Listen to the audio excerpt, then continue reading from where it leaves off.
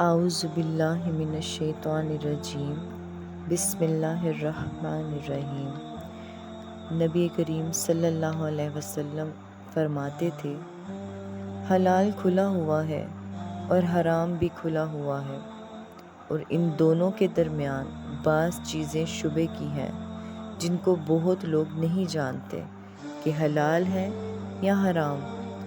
پھر جو کوئی شبہ کی چیزوں سے بھی بچ گیا اس نے اپنے دین اور عزت کو بچا لیا، اور جو کوئی ان شبہ کی چیزوں میں پڑ گیا اس کی مثال اس چرواہے کی ہے جو شاہی محفوظ چراگاہ کے آس پاس اپنے جانوروں کو چرائے۔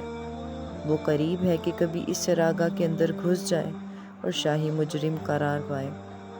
سن لو، ہر بادشاہ کی ایک چراگاہ ہوتی ہے، اللہ کی چراگاہ اس کی زمین پر حرام چیزیں ہیں، بس ان سے بچو۔ اور سن لو، بدن میں ایک گوشت کا ٹکڑا ہے، جب وہ درست ہوگا سارا بدن درست ہوگا، اور جہاں بگڑ گیا سارا بدن بگڑ گیا۔ سن لو، وہ ٹکڑا آدمی کا دل ہے۔ صحیح بخاری، حدیث نمبر 52۔